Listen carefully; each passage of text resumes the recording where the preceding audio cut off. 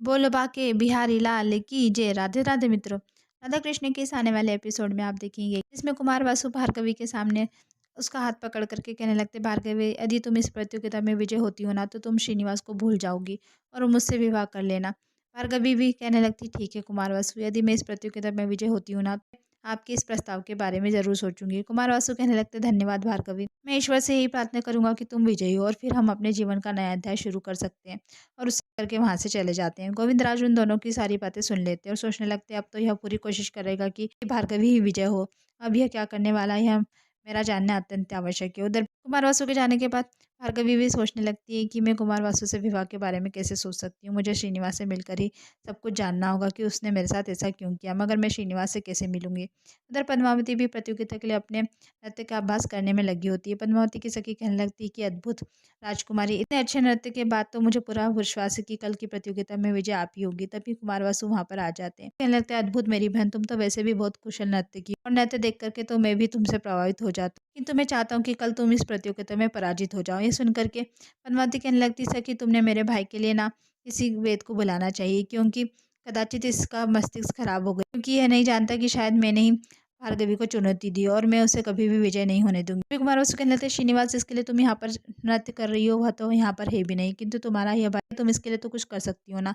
यदि तुम नृत्य में पराजित हो जाओगी ना तो पद्मावती से मेरा विवाह हो जाएगा और तुम मेरे लिए इतना तो कर ही सकती हो ना पद्मावती। पद्मावती कहने लगती, तुम मुझे मूर्ख ना समझो कुमार वासु, यह उस भार्गवी की चाल है ना, उसने ही तुम्हें यहाँ पर भेजा है ना कि मैं प्रतियोगिता में हिस्सा न लूँ, कि वो अच्छी तरह से जानती कि वह मेरे साथ नृत्य करने योग्य नहीं है। तो मैं इस प्रतियोगिता में भाग अवश्य लूंगी, कदाचित मेरे गुरु श्रीनिवास का अपमान होगा। तभी कुमार वासु कहने लगते हैं, जिस श्रीनिवास के लिए तुम जीतने की बात कर रही हो ना पद्मावती, वह तो यहाँ पर है ही नहीं, तो मैं तो यहाँ पर हूँ ना भार्गवी के लिए, इसलिए भार्गवी की विजय होगी और तुम्हारी पराजय। गोविंदराज भी चुप करके पद्मावती और कुमार वासु की बातें सुन रहे हो, सोचने लगते हैं पद्मावती को पराजित करने के लिए कुछ भी करेगा, मुझे जल्दी श्रीनिवास को उसके बारे में बताना चाहिए।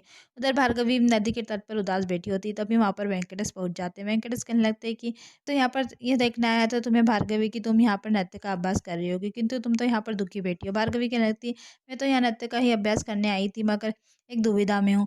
कुमार वासु के कारण वेंकटेश पूछने लगते, क्या दुविधा है मुझे बता। भार्गवी कुमार वासु के विवाह के प्रस्ताव का स्मरण करने लगती, किंतु वेंकटेश को कुछ भी नहीं बताती और कहने लगती, कुछ नहीं, मैं इस समस्या का खुद ही हल सुलझा लूँ। वेंकटेश भी कहने लगते हैं, ठीक है, मैं आप पर कोई दबाव नहीं बनाना चाहती, किंतु आप दुविधा में तो आप मुझे बता सकती हैं। चलता हूँ कह करके जाने लगते हैं। तभी भार्गवी वेंकटेश को आवाज लगा करके रोक लेती है। पर पद्मावती भी उदास होती है और अपनी सखी से कहने लगती कि यह बात तो सत्य है कि मैं श्रीनिवास के लिए प्रतियोगिता जीतना चाहती हूँ, किंतु श्रीनिवास तो यहाँ पर है ही नहीं।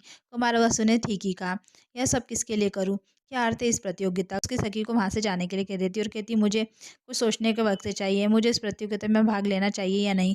उधर भार्गवी भी वेंकटेश से कहने लगती कि आप मेरी सहायता करेंगे वेंकटेश। वेंकटेश कहते हैं, हाँ बिल्कुल, मैं तुम्हारी सहायता करूंगा भार्गवी। तभी भार्गवी वेंकटेश को बताने लगती है कि आपको स्मरण है कि आपने मुझसे कहा था कि जब भी मैं नृत्य करूँ तो उस व्यक्ति के बारे में सोच और उसे प्रसन्न करने के लिए नृत्य करूँ। मैं चाहती हूँ कि वो व्यक्ति यहाँ पर मेरा नृत्य देखे, बस मैं एक बार उससे बात करूंगी तो मुझे अपने सारे प्रश्नों के उत्तर मिल जाएंगे। आप मेरी सहायता कर सकते हैं, क्या आप इस नृत्य प्रतियोगिता में उस व्यक्ति को ला सकते हैं। तभी वेंकटेश कहने लगते हैं, कार्य तो अत्यंत कठिन है, क्योंकि आप जिसकी बात कर रही है ना भार्गवी, उसका तो मैं नाम ही नहीं जानता, मुझे तो उसका नाम भी नहीं पता है।